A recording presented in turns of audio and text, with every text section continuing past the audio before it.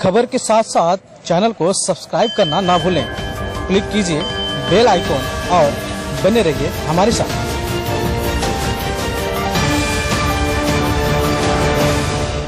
मलाड में वन विभाग की दीवार गिरने से 18 की मौत, 50 से ज्यादा घायल। महाराष्ट्र में मुंबई और आसपास के इलाकों में भारी बारिश की वजह से हादसे देखने को मिल रहे हैं। बारिश की वजह से मुंबई के मलाड, कल्याण और पुणे में दीवारें गिरने से 25 लोगों से ज़्यादा की मौत हो चुकी है। मलाड में हुए हादसे में 18, कल्याण में 3 और पुणे में दीवार गिरने की वजह से 6 लोगों की मौत हुई। वहीं मौसम विभाग का अनुमान है कि मुंबई में 2 और 3 जुलाई को भी भारी बारिश देखने को मिल सकती है।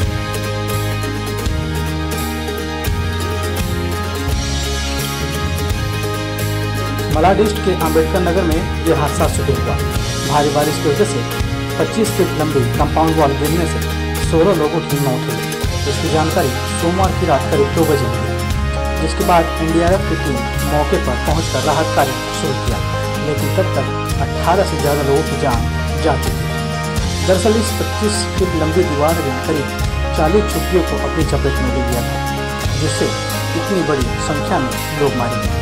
हादसे में करीब 50 से ज़्यादा लोग घायल भी हैं। महाराष्ट्र के मुख्यमंत्री देवेंद्र फडणवीस ने मलाड में दीवार गिरने में मरने वालों लोगों के लिए दुख जाहिर किया और मुआवजे का भी ऐलान किया। सीएम फडणवीस ने कहा कि ये जानकर बहुत दुख हुआ कि मलाड में दीवार गिरने से इतने लोगों की मौत हो गई। मेरी संवेदनाएं उन परिवार के साथ है जिन्होंने अपने प्यार को खो दिया और घायलों को जल्द स्वस्थ होने की कामना करता हूँ। मृतकों के परिजनों को 5 लाख रुपए दिए जाएंगे।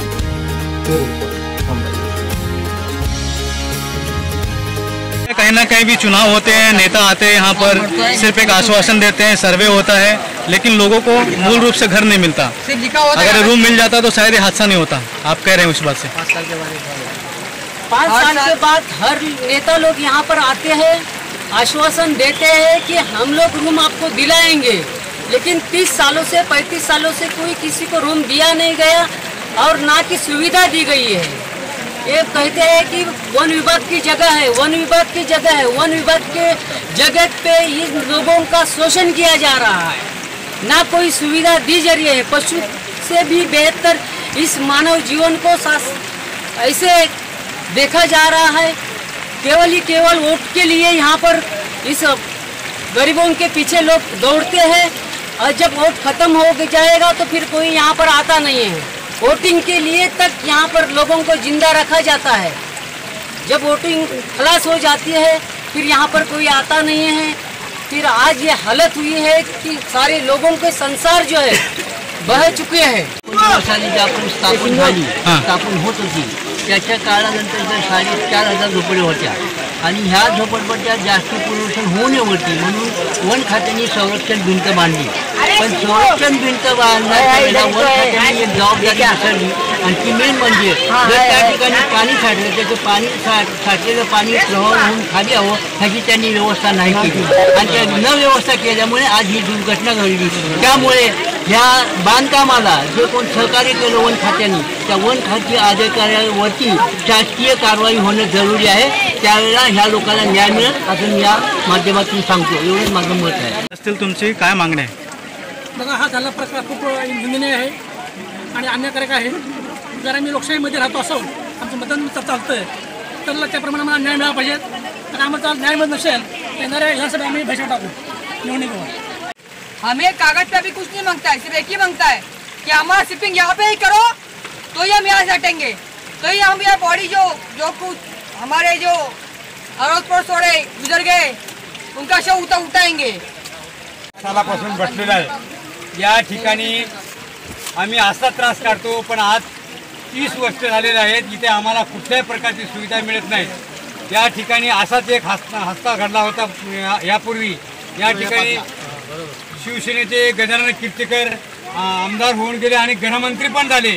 त्यावेळेस अशाच या ठिकाणी आमच्या बाजूलाच साईबाबा मंदिरच्या बाजूला 7 लोकांची मयत झाली दिवार पडून। आणि त्याच्यानंतर आता ह्या वेळेस सुद्धा हा दिवार रात्री 12 वाजता तुफान पावसामुळे हे 12:15 वाजता हा दिवार पडल्या गेलं। आमच्या या ठिकाणी 9 कमिट्या युवा पार्टीच्या कार्यकर्त्यांनी मानव कल्याण संघर्ष समितीच्या माध्यमातून या ठिकाणी हे रात्र हे करून आमच्याकडे लाईटची सुविधा नसताना सुद्धा मोबाईलचे टॉर्च लावून या लहान मुलांना मैत वगैरे सर्व काढायचा प्रयत्न केला. काही लोक आमचे पडले, काही मुलांना मार लागला, तरी इथून शताब्दी हॉस्पिटलला नेल्यानंतर त्या ठिकाणी सुद्धा मैत ताब्यात घेण्याचा नाकार दिला या हॉस्पिटलमध्ये. मग आमच्या ह्या मानव जातीला आम्हाला का सुविधा मिळत नाहीये? आणि आम्हाला या राजकीय लोकांनी आमच्या लोकांना कोपऱ्याला गुळ लावून खायचा प्रयत्न केला. आम्हाला झोपडी तुम्हाला इथं ज्या ठिकाणी देतो म्हणून आत्तापर्यंत दिलेलं नाही. 2000 मध्ये 1995च्या पूर्वीच्या पेपरच्या माध्यमातून पैसे भरण्यात आले. 7000 भरले. काही लोकांना चांदणी पुनर्वसन केले. त्यानंतर 2008 मध्ये पैसे भरायला चालू केले आणि चालू करून आता 10 ते 12 वर्षाला आत्तापर्यंत त्या लोकांना कुठलीही सुविधा मिळत नाही, त्यांना रूम मिळत नाही. प्रत्येक वर्षी तुम्हाला या ठिकाणी आम्ही झोपडपट्टी इथेच बांधून देऊ. ही जागा प्रायव्हेट आहे म्हणतात. आम्ही प्रायव्हेट आहे म्हणतात, आम्ही मानू शकतो. खाली पक्क्या ताडी प्रायव्हेट आहे आणि वरती BMCचं कंपाऊंड आहे. हा मधलाच भाग कसा फॉरेस्टचा निघतो? यांना का सुविधा मिळत नाही? फॉरेस्टमध्ये जे मोठमोठ्या बिल्डिंग बनतात त्या बिल्डिंगला पूर्ण सुविधा मिळते. असे प्रत्येक वर्षी जर आमच्या लोकांचे जीव जायला लागले, पाण्याचा हस्सा होतो. यांच्या मेले त्या मैतांचा जिम्मेदार कोण आहे? या महाराष्ट्र सरकारने जबाबदारी घ्यावं. सध्या मागण्या काय? स्थानिक आमदार आणि खासदार या ठिकाणी स्थानिक मागणी आहे की आम्हाला कायद्याच्या नियमाने 7000 भरलेत त्याप्रमाणे आम्हाला या ठिकाणी आम्हाला घरं बांधून द्यावं आणि मेले त्या लोकांचा याचं सरकार न्याय करून त्यांना प्रत्येक कुटुंबाला 10 लाख रुपये द्यायची मंजूर करून द्यावं. आमची ही मागणी आहे. जोपर्यंत करत नाही तोपर्यंत आम्ही या ठिकाणी आता मैत आले ते मैत ताब्यात घेऊ देणार. आम्ही आमचा फैसला होईपर्यंत आम्ही इथेच ठेवणार. आम्ही हलू देणार नाही. पोलीस प्रशासन असो, फायर ब्रिगेड असो, महानगरपालिका असो. महानगरपालिकेत संजय बरकोराडे इथे येऊन गेले, दिवाल पाहिली, त्यांच्या सुद्धा मी रिक्वेस्ट केली. ह्या दिवालापासून आजोबाला परत त्रास होतोय. तुमच्या कायद्याच्या नियमाने हे दिवाल कॉन्ट्रॅक्शन बराबर कामं केलेले नाही आहेत. कहते हैं मौत की दस्तक बड़ी भयानक होती है, लेकिन इतनी भयानक शायद यहाँ के अम्बेडकर नगर के लोगों ने कभी सोचा भी नहीं होगा। जी हम बात कर रहे हैं उस घटनास्थल की जहाँ पर कल देर रात तेज़ बारिश की चपेट में तकरीबन 16 तक मौतें हो चुकी हैं। ये हादसा क्यों हुआ, इसकी जांच में NDRF की पूरी टीम मौजूद है। बहरहाल स्थानिक लोगों ने बताया जिस प्रकार यहाँ पर वन विभाग के अंदर लोग बसे हैं, झोपड़ा धारक जो लोग बसे हैं, उनकी ये मांग थी पिछले 30-35 सालों से यहाँ पर रह रहे हैं, कहीं ना कहीं अभी तक उनका पुनर्वसन कर दिया जाना चाहिए था। ये मौत कहीं ना कहीं महाराष्ट्र सरकार पर सीधा सवालिया निशाना उठा रहा है, क्योंकि अगर वक्त रहते महाराष्ट्र की सरकार ने लोगों का पुनर्वसन उचित स्थान पर कर दिया होता तो इतनी बड़ी संख्या में मौतें नहीं होती। पिछले कुछ सालों पहले भी 7 लोगों की मौतें इसी दीवार पर ढहने से इसी स्थान पर हो चुकी है।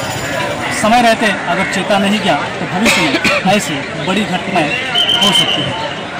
Bureau report.